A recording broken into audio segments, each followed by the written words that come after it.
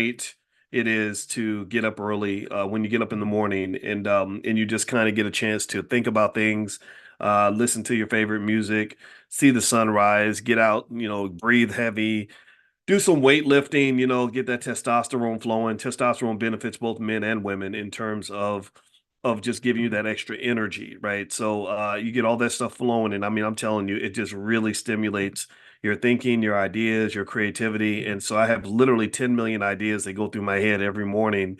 And it's heavily contingent upon that decision to get up and work out. So I just want to encourage you, if you're not doing that, just do a little bit, man. Just do a little bit. I guarantee it'll make a big difference. And I'm also just tell you, it's an honest reflection from me in the sense that I'm watching some older people in my family who didn't do that, right? Who did not, spend the few minutes, working out or uh, thinking about what they were eating and stuff like that. And it has real consequences. It really does impact your wealth and your life in so many ways. And we are learning those lessons. I see that word Calvin. There's Calvin again. Calvin's always every time Calvin always throws in like some word where I'm like, that's what I was trying to say. I think Calvin and I are related or something. I don't know because he's done that about 50 times, and it kind of irritates me. He needs to stop that shit. Anyway, I'm kidding. Just and then one of y'all got mad at me the other day because I said I used the word bitch because but it was in a gender neutral sort of way. They said, "Don't say bitch, Dr. Boyce," and I was like, "I'm sorry, I'll pretend like I don't cuss." But anyway, so let me tell you what really got me going today. I was reflecting on education this morning, and what got me going was I heard this. There was this study, and it was some random white lady. I don't know who this lady was, but she was dropping some interesting factoids about the status of our children in the public school system. And I'm going to actually pull this video up on Instagram real quick so you guys can watch it and hopefully you guys can hear it.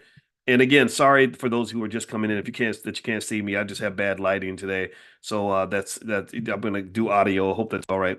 So here I'm gonna play this clip and let me know if you can hear it. I'm gonna play it and then after we get done, I'm gonna ask you if you can hear it. Then I'm gonna reflect on this. So here we go.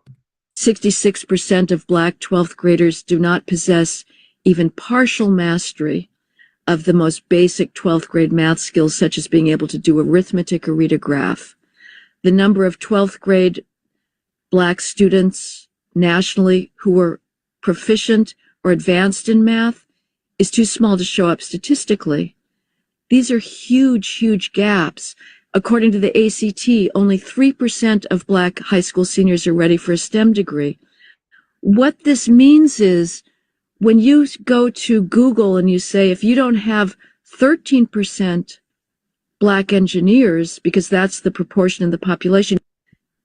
Okay. First off, I'm gonna ask you all, give me a yes in the chat if you were able to understand, if you're able to hear that. Let me know if you were able to hear it. Okay, okay. Thank you, Calvin and AR and Yolanda. I see you. Okay, great, great. All right, I saw this clip and it kind of blew my mind. I don't know, like give me like kind of a one-word description of how you felt when you watched that video. Like just give me one word. My word is angry.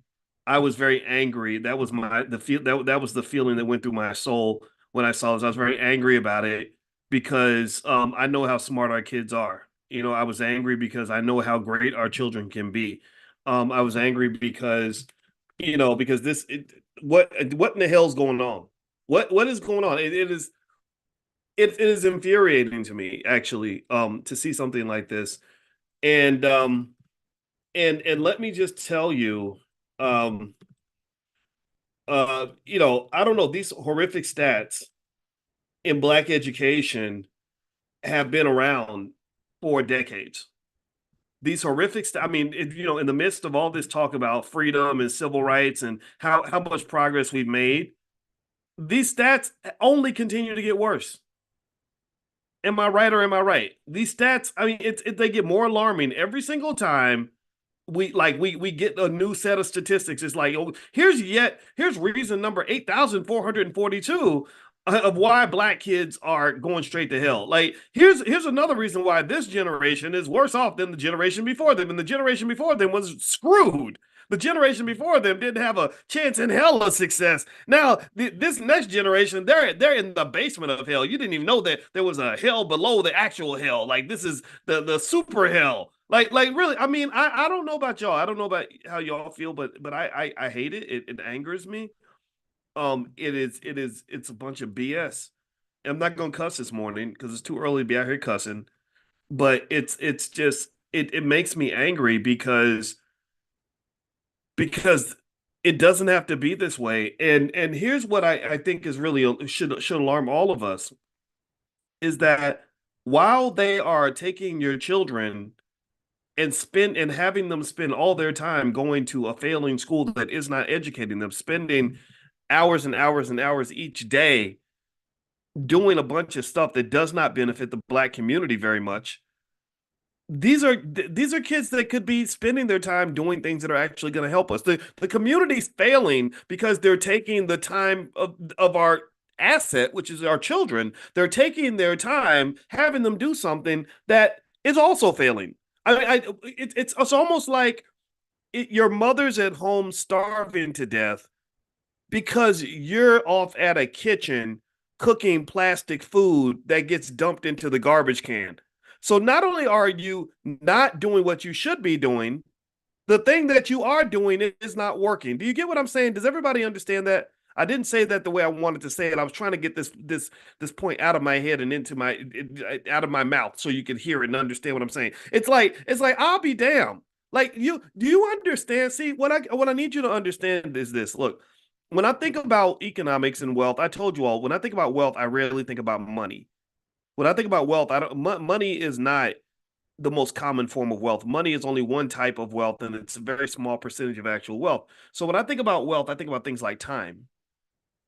Your free time literally is a form of wealth. Your children are a form of wealth. We've discussed these things. We do class every morning and we talk about these things. And my goal is to expand your understanding of what wealth actually looks like. And in case anybody comes in and they're not sure of why I can do this, I'm qualified because I've had a PhD in finance for the last 20 years. I got my PhD before a lot of your kids were born. Some of y'all, I might have got it. I was in grad school when you were a baby. So this is what sort of lets me go into this space and why I feel like I feel comfortable approaching it in ways that maybe you haven't heard before. So here's what I'm saying. How long, let's start here. How many hours a day does a kid spend at school? I want you to start right there. Let's do some building blocks on the just the sheer hilarity of what I just saw, what I just put on screen. I'm gonna play it again so you guys can see it. And I'm gonna also give you some other stats that will validate what was there. 7 hours, 6 to 7 hours. I think it's longer than that. Let me just tell I remember getting up at 6 in the morning. I would be at school by let's say 8 o'clock. I would be in school till 2, and then there were after school activities, right? So you're talking about at least 6 to 8 hours a day. Let's say 8 hours a day that the children are spending in this building called a school that's supposed to be preparing them for the future. You follow me? Give me a yes if you're following me. I'm trying to build this slowly so that I don't go too fast because I'm angry. Like when my blood starts boiling, I start talking fast. So I'm deliberately doing my breathing exercises to get myself to calm down because this infuriates me so much. So you're spending 8 hours a day in this building called a school, and this building is supposed to, in those 8 hours, give you the ability to go be successful in life, right? So after spending 8 hours a day, okay, so 8 hours a day, 5 days a week, that's 40 hours a week. You do that, let's say, over 40 weeks a year because you get summer vacation. That's 40-40 like Jay-Z. You got 1,600 hours a year. 1,600 hours a year over a decade is 16,000 hours. So basically, the kid spends roughly what's it, 16,000. Let me make sure I'm doing the math right. I'll make sure I do the 1,600 hours a year times 10, the 16,000 hours. You go 2 more years, you're about 20,000, about 19,000 to 20,000 hours, right? I know there's no video. By the way, I'm doing audio. I have to do audio today. Maybe I'll put an image up so we have something to look at. Okay. So you follow me, right? Give me a yes if you're following the math. The math is very basic. You're spending roughly 20,000 hours at this place called a school that's supposed to train you on skills to be successful in life, right? Here's what I want you to consider. I want you to imagine if there was any skill, name one skill you've ever thought about having. Any skill that you've ever desired to have. Like I wanted to be an airplane pilot, so I used to I went to flight school, in pilot training every day or every 2 or 3 days. For about 3 or 4 months, and I got my pilot's license because I wanted to do that. Right? Okay, I see day trader, engineer. Give me some other skills. It could be silly stuff. It could be cooking, twerking, basketball. Like what skill would you like to acquire? What skill do you look back and say, dang, I wish I knew how to do blank? Car mechanic, acting, persuasion, TV director, seamstress, welder, CFO, carpenter. Okay, I see those things. So I want you to imagine, let's go with carpenter. Somebody mentioned carpenter. I didn't see the name there. The name, your comments are coming in pretty quick, so I didn't see who said that. But somebody said carpenter. Let's start there. So I want you to imagine if you spent 8 hours a day, Montez. So Montez, you're gonna be my example here, brother. I hope that's okay. Bless you, Montez. So Montez says I would love to be a carpenter. So I want you to imagine if Montez said he told his girlfriend, wife, best friend, whoever, and said I'm gonna spend 8 hours a day at carpenter school learning how to do carpentry. I'm gonna do this 5 days a week, 8 hours a day, consistently. And not only am I going to do it 8 hours a day, I'm going to do that for 12 years, 12 straight years, 8 hours a day, doing nothing but learning carpentry.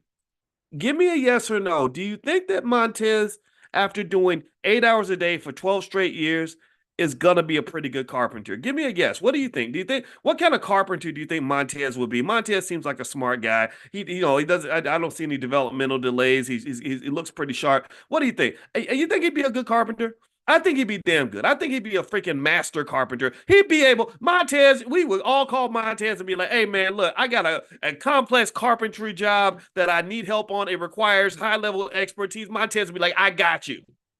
Montez would be he'd be a master carpenter by then. Right? Do you follow me? Do you get where I'm going with this? So when you invest that much time into anything, you're supposed to be damn good at it. You invest that much time into anything. I don't care if it's carpentry, basketball, twerking, rapping, building houses, real estate, day trading. If you put 8 hours a day into something, 5 days a week, and you do that for 12 straight years, you're supposed to be a freaking expert. But these white folks got your kids in school 8 hours a day, 5 days a week, 12 straight years, and 66% of them can't even do math like a dummy. Can't even do dummy level. Listen to this lady's video. I need y'all to understand why this pisses me off, why this makes me angry as hell. This is the real racism. Nobody is talking about this because I guess we're just used to coming in last place, but this infuriates me. This makes me angry. Let me play this. She says 66% of the kids can't even do basic math. Let me play it again. Here we go. 66% of Black 12th graders do not possess even partial mastery of the most basic 12th grade math skills, such as being able to do arithmetic or read a graph. She said, now listen to this. Listen to the way, I don't know who this white lady is. And I'm gonna bring out some other stats. She could be anybody. She could be a hater. She could be somebody who's just trying to, throw salt on our game. Whatever. But let me listen to it's not what she said, it's how she said it. She says 66% of Black 12th graders can't even do the basic math. Let me play it again. I need y'all to really listen to this carefully. 66% of Black 12th graders do not possess even partial mastery of the most basic 12th grade math skills, such as being able. So she says 66% of Black 12th graders she didn't say didn't embrace mastery. She said they do not even embrace partial mastery of even the most basic math skills. So I want you to go back. Let's go back to Montez. So imagine you are Montez's mom or something, and you send Montez to carpentry school 8 hours a day, 5 days a week for 12 straight years. And after 8 hours a day, 5 straight days, 5 days a week, 12 straight years, Montez does not even possess partial mastery of even the most basic skills of a carpenter. What are you going to say? What are you going to say? You're going to say, what in the hell were you doing in that damn building, boy? Was y'all in there smoking crack? What is that building really a strip club and you was just, like putting money in stripper thongs all day? Like what were you doing in that building, son? Because you sure as hell wasn't doing what you were supposed to be doing. And who are these people that are charging our family tuition for you to go to that building where you're supposed to be learning to be a master carpenter? You're coming back dumber than you were when we sent you there. I think this is how we need to understand our public school system and what they're doing to our children. I've explained to you that Black children are $1 trillion asset. Have I not? Give me a guess if you remember that conversation. We've talked about this on numerous occasions. Your children, that's your personal multi-million-dollar asset. It's not me being nice and giving you a warm and fuzzy statement. This is a mathematical fact. This is a mathematical fact based on economic theory. Family is a form of wealth. We've discussed this. So my condition here is this. And this is why I'm real mad at these white folks that are making billions of dollars,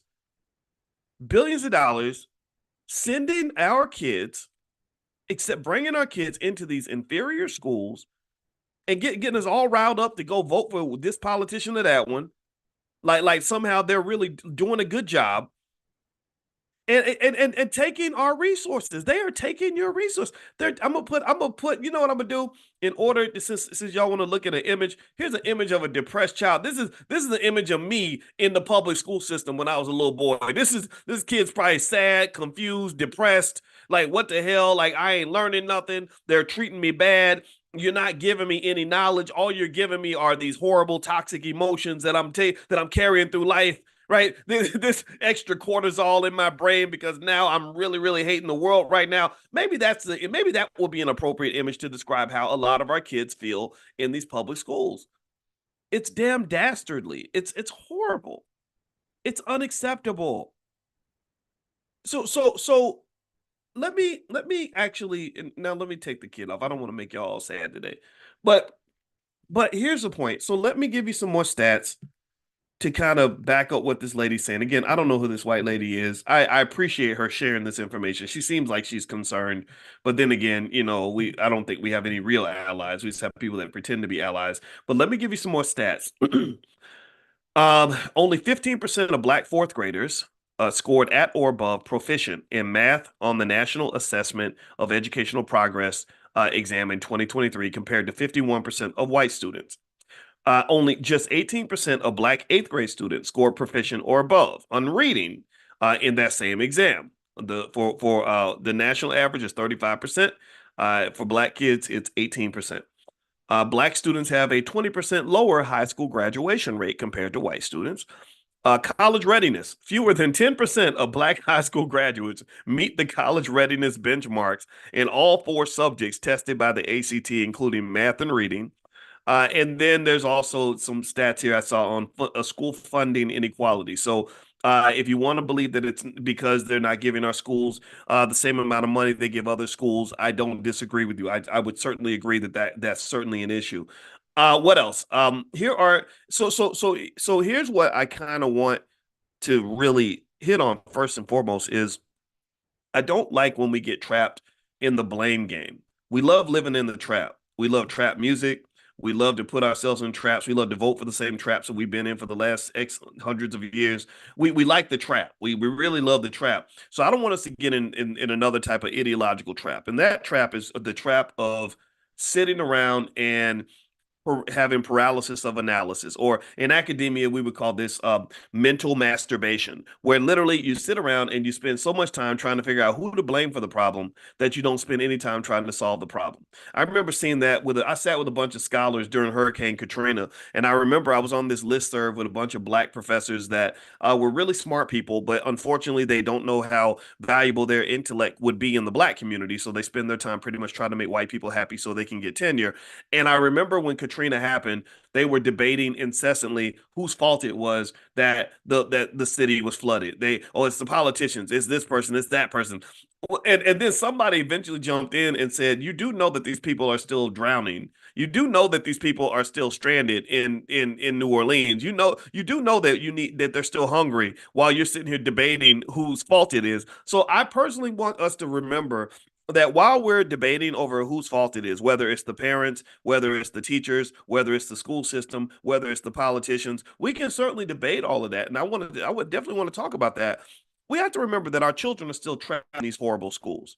Our children are still having their futures stolen from them by inferior educational systems, right? So ultimately, I think that after we finish talking about whose fault it might be, and we agree to disagree on some of that, I think it's very important that we begin to talk about what the solutions might be as well. Can we agree on that? Can we agree that the solution is more important than figuring out who to blame? Remember, I taught math at the University of Kentucky, and never once have I run into a math problem where you could solve the problem by crying about the problem. I've never run into a math problem where you could solve a problem by blaming someone for the problem. Most math problems we ran into were problems you can only solve by actually solving them and not whining about them. So if you want to spend a minute talking about who might be responsible, first of all, I would say it's probably everybody. It's all of us. It's you. It's me. It's all of us. Right. Because you understand this, it takes a village to destroy a child. It does. It takes a village to ruin a child's future. It takes a village to take a genius child and turn them into a dummy. It takes a village to destroy the futures of that many millions of children. You have to do it on a systematic industrial scale, like an intellectual version of a nuclear bomb. It literally requires consistent effort by a broad, vast system and millions of people to be committed to saying we're going to do everything we can to make absolutely sure our kids have no future. So society, all of us are at fault. I think that's the big picture of all of this. But specifically, when I look around and I look at cities like my city, for example, Chicago, I see a public school system that gets billions of dollars in funding, and none of that funding is contingent on their ability. From what I understand, very little of that funding is contingent upon their ability to educate Black children and get them up to grade level or beyond. I do know for a fact that in my city of Chicago, there were dozens and dozens and dozens of schools that do not have one single child who can read or do math at grade level. Not one single child. So my thing is this. Look, as a businessman, I'm gonna ask this basic question. If you are putting money into a business, billions of dollars into a business, and that business is failing, yes or no? Do you keep pouring money into that business? What do you do? I mean, if a business is bleeding money, you put in 1 million, you lose 2 million. Would you keep putting money into that business? Yes or no? Answer me in the chat. No, you do not. You do not keep putting money into a failing business. Now, here's the problem, though. Here's the problem. The question then becomes, is this educational system really a failing system? Meaning, you know, do the people who benefit financially from this system, do they really give a damn that they're producing all of these children who can barely read better than a person with Down syndrome? Let me take that back actually, because I don't want to disrespect people in the Down syndrome community, because there are probably lots of people with Down syndrome who can read and do math better than a lot of the kids coming out of these schools. So let me take that back. Let me just fix that ignorant statement that I just made, because literally that's how bad the educational system is. So with that being said, there are people who feel like the system is fine. Maybe the teachers unions feel like the system is fine. Hey, we're still getting our paychecks.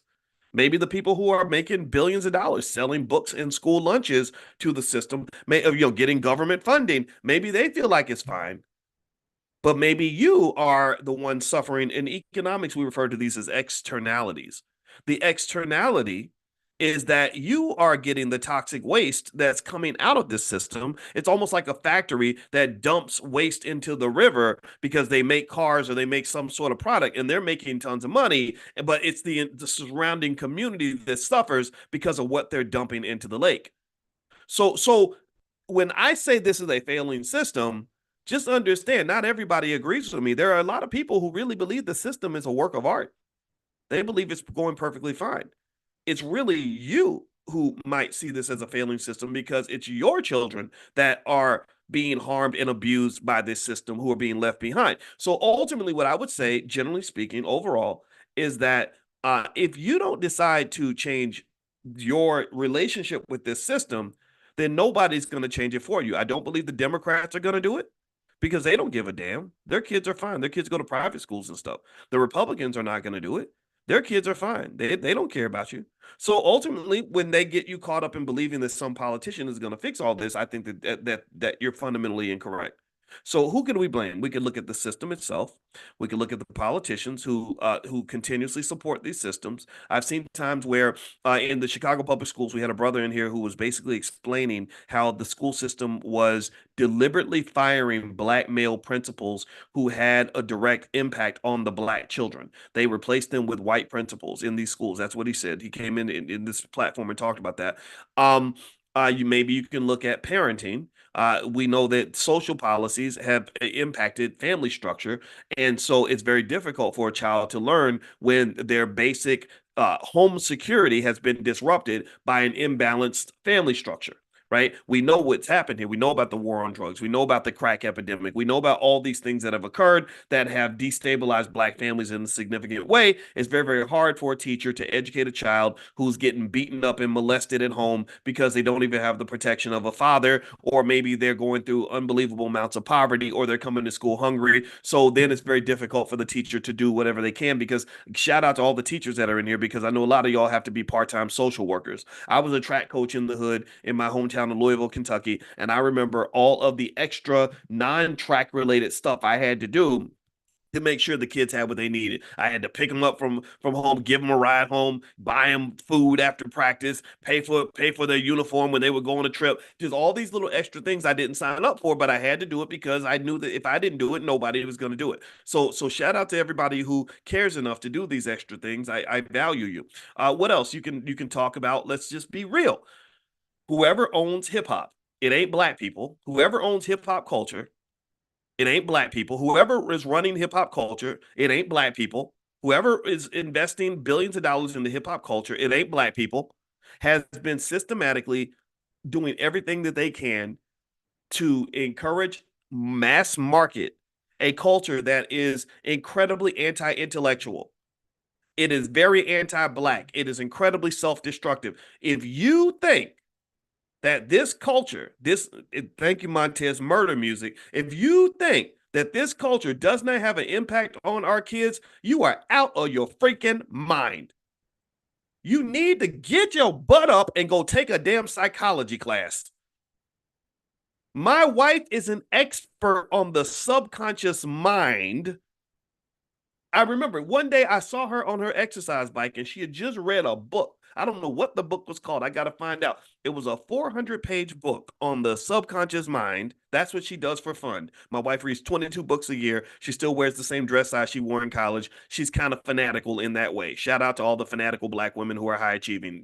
You don't intimidate me. I respect that immensely. And men, stop being intimidated by it and just know you got an asset in your community called the black woman that is going to come with some interesting challenges at times, but she can really, if she's a good one, she's going to ride for you in ways that nobody else will. So let's just say that right there. So I walked up to my wife on the exercise bike right after she finished reading this 400-page book on the subconscious mind, and I said, I'm going to go talk to everybody about this. What are the things that impact the subconscious mind the most? And she said, well, the subconscious mind is actually where most of your actions are stem from. You think that you think that you're choosing to do things, but really it's your subconscious that's really driving everything about who you are and what you believe and what you want to do. And I don't remember the name of this book, but I said if you were to pick three things that impact the subconscious mind the most, what would that be? Listen to this, pay attention, write this down. I need y'all to understand this is literally. I mean, the brainwashing of black people is at an all-time high, so it's very important that we start to understand what psychologists know about the subconscious mind. She said, let me make sure I get this right. She said symbolism, symbolism, repetition, and trauma. Symbolism, repetition, and trauma. Let's talk about each of those three things really quickly, and let's put it back into the context of why your kids are graduating from school and can't even read at a fourth grade level. First of all, symbolism. If you go back to hip hop culture, no hip hop music video can be successful without various forms of symbolism. Most of the toxic hip hop, not all hip hop, I don't hate rappers, but I do hate the people that are putting toxic messages in our community. I'm sorry, I don't like those people. I want to be the biggest hater on the block when it comes to stuff like that. Don't hate rappers, don't hate rap music, love rap music. But I do absolutely positively hate the people that are making billions of dollars mass marketing messages that are gonna lead to nothing but self destruction for your kids and not gonna make them not want to learn, make them not want to go to school, make them not want to get good grades, make them not want to do things for their future, make them the laughing stock of the freaking earth. The black male in particular, you are a damn joke to the world. They made you into a freaking clown. So no, yeah, call me a hater. I need to get a hat that says hater of the year on it. I'm serious. When it comes to the people that are making billions of dollars, mass producing, and these are not black people that are putting up this money. Ain't no black people got $1 billion to put behind Universal Records or whatever these record labels are. Black people ain't got that money. Y'all just doing what you told. These rappers that get mad at me because of what I say, y'all just shut up. You ain't nothing but a puppet. I don't talk to the puppet. I talk to the puppet master.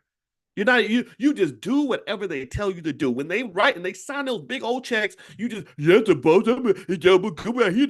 I'm a rap about murdering black people today, bro. Cause you that's what you do. So shut up. To stop. Don't even debate me. Don't even talk to me. I'm literally gonna go John Heinrich Clark on you. He said, I only debate my equals. Everybody else I'm gonna teach. So I'm gonna go John Heinrich Clark on this and it's breaking down for you and help you understand this. When you're talking about symbolism and the effect that symbolism has on the subconscious mind, it's all over hip hop music. When you make a song and you put out a video, everything in that video is a symbol. What are some examples? If I'm blowing smoke in the air, that means I'm smoking something. If I'm holding the cup, it means I'm drinking something. Then I got my Glock next to me in my car because I want to go kill somebody today. But I also got some girl that I paid to wear a bikini who got a nice big booty, and she's sitting next to me in my Lamborghini because I'm showing symbolic gestures to let you know that I am wealthy, I am powerful, I'll kill black people, I use drugs, and I don't give a damn about my life. That's all symbolism. You can't succeed in hip hop without hip hop symbolism.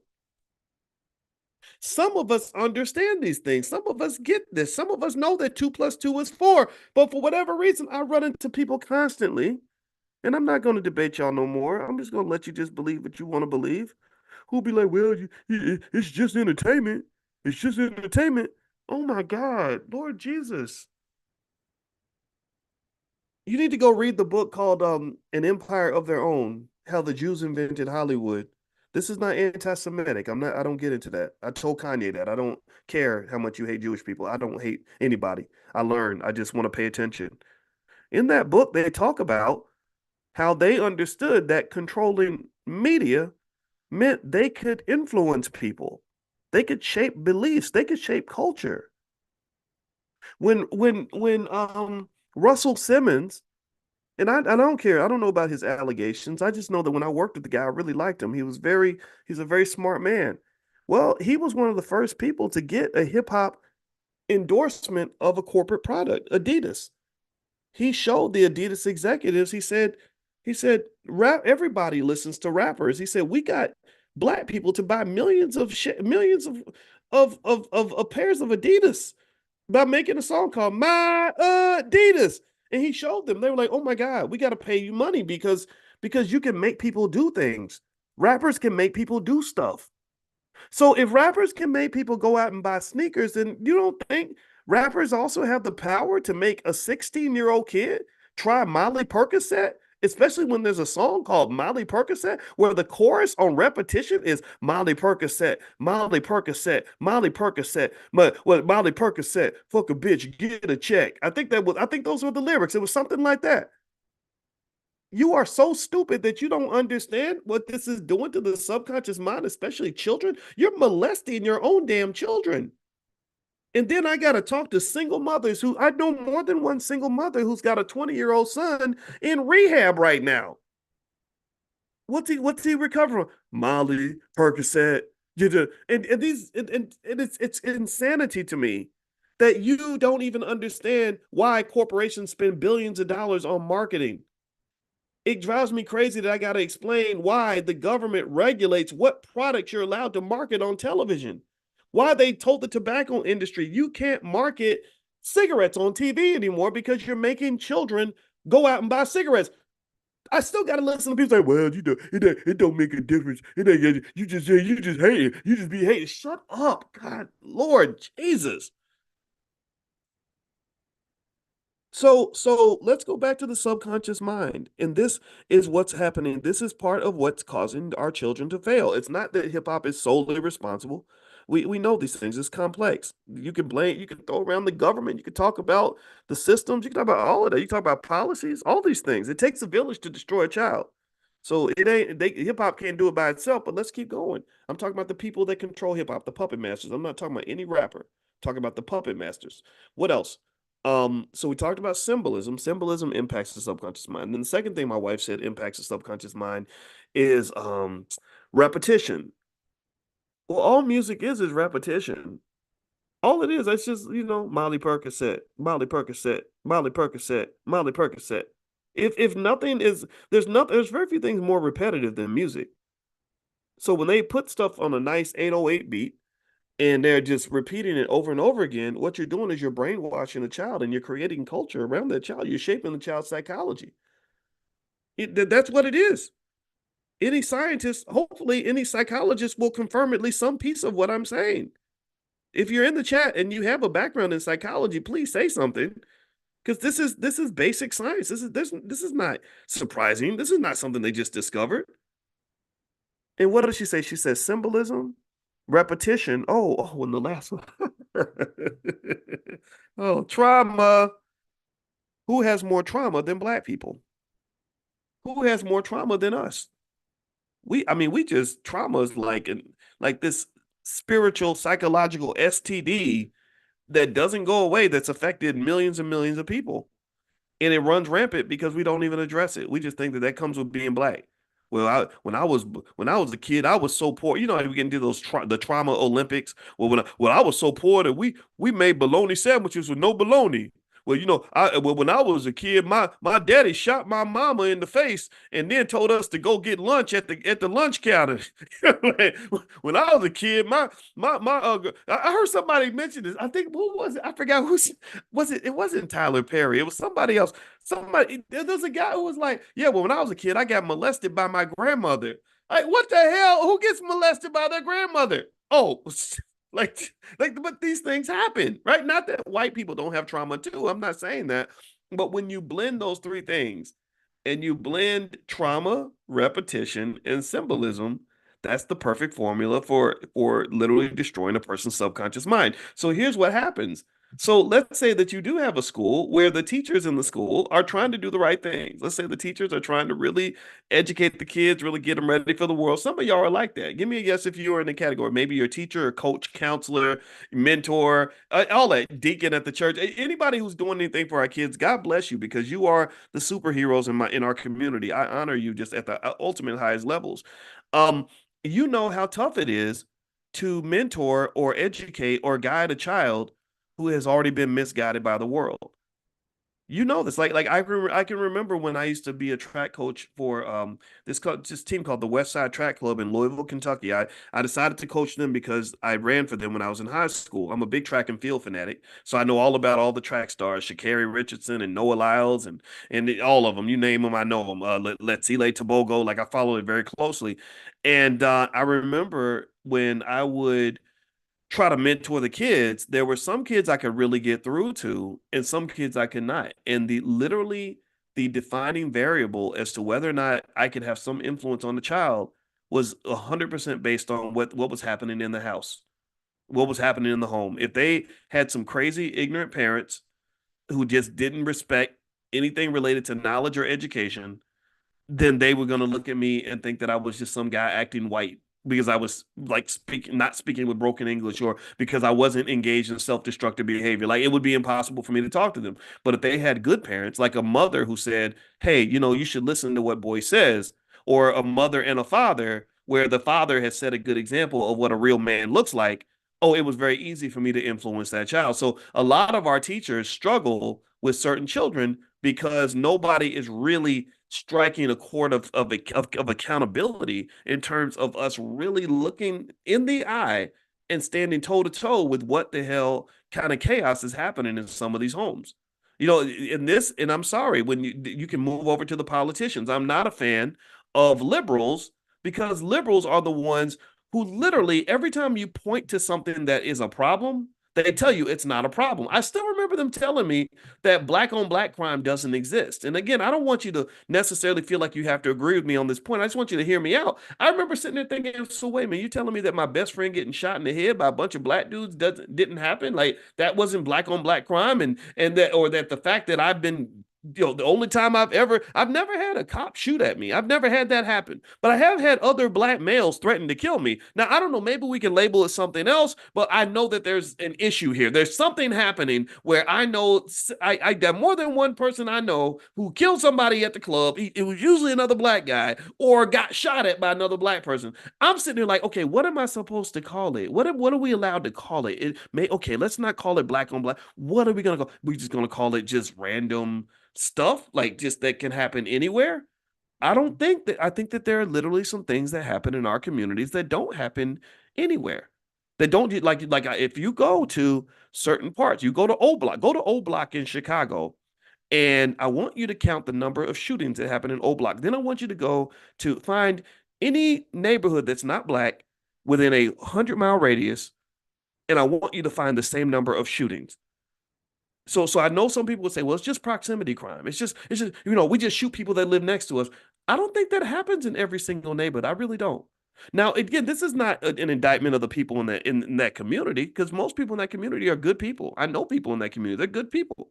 But we do know that something is wrong. There's something that's happening, and it's something where you can't, no part of this conversation needs to be all out of bounds. This is my point. This is why it's very important to be willing to have politically incorrect conversations, because you have to find the solution with minimal constraints. As I mentioned in mathematics, if you want to solve a problem, you have to remove the constraints. The more constraints you put on the math problem, the more suboptimal your solution is going to be. So if you want to optimize and find the best solution, you absolutely positively have to take off the constraints and stop saying, well, we can't talk about black on black crime because that's not real. No, it's very real.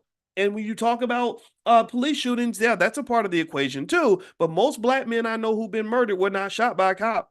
So I need to know who the other bastards are that are shooting black men, whoever the hell they are, because you the enemy too.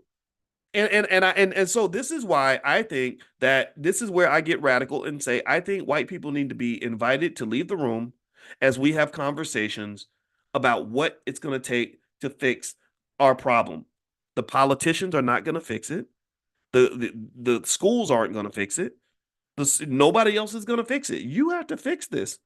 And really, I want to get even deeper on it and say you've got to fix it for your child. You have to protect your child from the poison that's out there. I could keep going. There were other stats I actually found in terms of what happens with our kids in the public school system. So this lady in this video mentioned that 66% of black kids don't even have the basic math and reading skill sets required to even do simple work.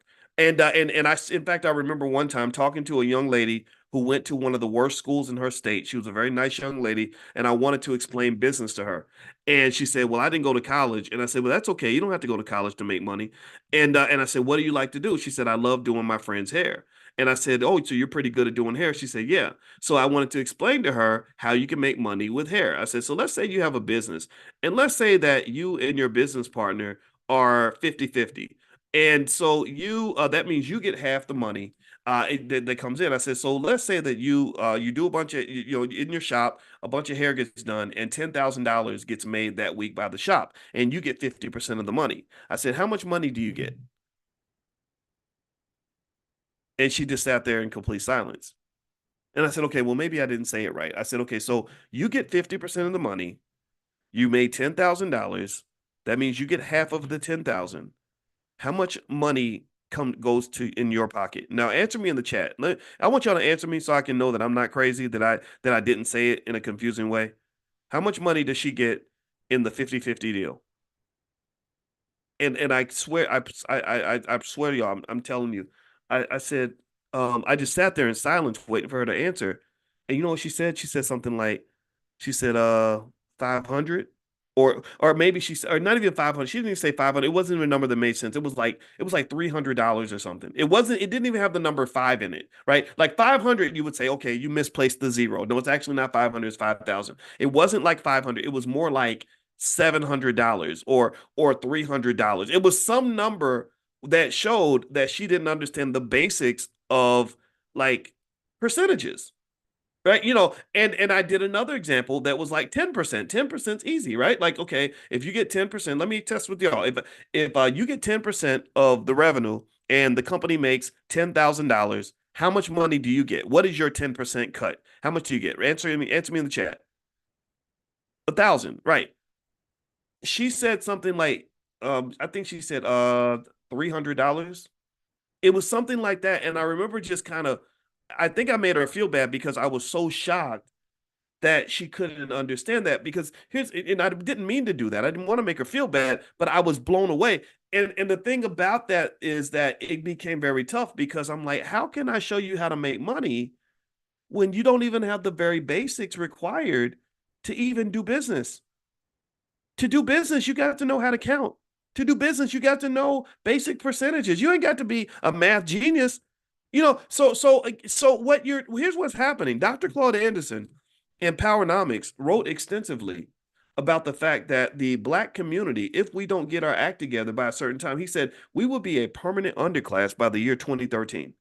That's 11 years ago. He said we will be a permanent underclass by 2013. I believe that we're already on that path. How many of you agree? I mean, how many of you agree that literally there's a percentage of our community that is already relegated to a permanent underclass? I don't think everybody's in that category. I know a lot of you are doing well. Some of y'all got more wealth than white people. But there's a segment of our community that is going to be stuck as a permanent underclass in America. And it breaks my heart. It makes me very, very sad. So what I would say overall is if we don't fix this, then nobody will. And in fact, I'll give you some examples of how a poor education can harm you economically long term. First of all, high school dropouts earn an average of $260,000 less over their lifetime compared to high school graduates. College graduates earn more than $1 million more than high school graduates over their lifetime. Also, they have higher unemployment rates. So if you're a high school dropout, you're 4 times higher to be or 4 times more likely to be unemployed. You have a much higher likelihood to be in poverty. Your wealth level, the wealth level of an adult in America with a high school diploma is about $18,000. That's the median net worth compared to $163,000 for those who have a bachelor's degree. Also, 68% of state prison inmates in the U.S. do not have a high school diploma. So get whether you're talking about the high school diploma, having one or not having one, versus say the college degree, or even just getting education, period, even outside of the system, makes a massive difference in your economic potential. It's very, very hard to do business when you can't even do math. And what my fundamental gripe is with the system is that, wait a minute, you literally have our children in that building 8 hours a day, 5 days a week, and they're coming out and they don't know how to do anything. They're harassing me about using proper pronouns and all this other, and telling me that a boy should date a girl, or a girl should date a boy, or a boy should date a boy, and all this other crazy stuff. But you can't tell me like what 10% of 1,000 is. You can't tell me what 5 times 5 is. That's an issue. So if you want to know what I believe, I'm going to end this on a solution. I believe we got to find ways to educate our own kids. I do. I think every black child in America needs to be homeschooled, even if they go to a public school during the day. And what do I mean by that? I don't mean you have to quit your job and educate your kids in the house. I'm not saying that at all. Some of you are already doing that. Congratulations. For those who can't, that means when your child comes home, you've got to clean the filth of that system off of them. You got to dust them off and educate them on some other areas outside of what they're getting or not getting in the public school. So that means, here's what I'm going to say: teaching your child Black history, that is your responsibility. I do not want anybody who's not Black teaching a Black child Black history. They can't do it. They're going to do it wrong. For them, Black history ain't nothing but giving white history from a Black perspective. For them, Black history ain't nothing but telling them how wonderful white people were by freeing you from slavery and giving you all these wonderful opportunities. So I don't think anybody who's not Black should be teaching Black history to your kids. You should be doing that. You can do that with the resources that are right there on the internet. It just takes a little bit of time. Second of all, economics. Every child needs to learn the basics of economics. Every Black child should know how to start a business by the age of 12. Every Black child should own stock from the time they're born, if possible. If you have a newborn baby, start buying shares of stock for that child and do it as if your life depended on it. Do it as if it is the most important thing you're going to do for that child. I'll be damned. I don't want to hear about your child going to basketball camp, football camp, learning how to twerk, cheerleading camp, and all that, and you ain't bought that baby no stock. How the hell are you going to send this child into an economically treacherous society without any preparation or any economic self-defense? Why in the world would you do that? You're sending your daughter out there to be molested by guys who give them $500 for the rent in exchange for some sex. You're putting your son out there in situations where he's going to have to take penitentiary chances just to pay the bills, or maybe he's going to be so depressed from his job that he's going to drink himself to sleep every night and consider suicide. He's going to be depressed like these millions of other young Black males trying to make it in an economic system that's not built for them. They go to work every day and they're sad because they're in an environment that's not welcoming. They're in an environment that doesn't appreciate their value. They're in an environment that doesn't give them the raises and the promotions and the opportunities that they would give a white woman. And so somehow you just don't give a damn. You just throw your child out there. You're like, well, good luck, son. And I just hate that. It bothers me. It really bothers me because this system will rip you up and chew you up and spit you out if you're not prepared for it. We have to be proactive instead of being reactive, instead of being reactive to what you define as legitimate racism, instead of being reactive to mistreatment, instead of being reactive to microaggressions. How about you fucking prepare for it? And yes, I did cuss. Sometimes that comes out of me. I'm sorry. I got to be honest with you. How about you get ready? How about you have some preparation? How about you have some damn self-esteem? How about you have some pride? Why would you keep on consistently committing to any culture that is encouraging you to always be the victim? Why would you do that? Get prepared. Get ready. Learning math is not hard. You just have to put in the time. Also, culturally speaking, you shape the culture in your household. All of our kids can learn math if we teach it to them. All of our kids can learn English if we teach it to them. All of our kids can learn reading if we teach it to them. Somebody ain't teaching them. And I think it's done. I think it's being done on purpose. We are cursed with low expectations. That's what it is. They look at you, they say, oh, well, he's just a Black male and he might get shot by a police officer on his way home. So we're going to just coddle him and we're not going to push him. We're not going to challenge him. We don't want him to be, we don't want him to be competitive with white males. And this is history, people. I mean, this has been going on since slavery. Dr. Claude Anderson, in his book, Black Labor, White Wealth, he talks about how their goal was to make sure that a Black man could never compete with a white man. So this system should not surprise you. In fact, it should only infuriate you. When I tell you I'm furious, I'm not furious at the people who are running the system because they've been doing this for hundreds of years. I'm furious at the people who think that this system's okay and want to keep on supporting the system and want to keep their kids in the system. That's who I'm furious at you. I'm not mad at them. Because white folks ain't gonna stop being white. They're gonna keep doing what they're doing. They're winning. If you're just a little tip, if you ever get a sports team and you become a coach, if your team is winning, keep doing what you're doing. If you're scoring points, keep passing the ball to the same guy, the one they can't stop.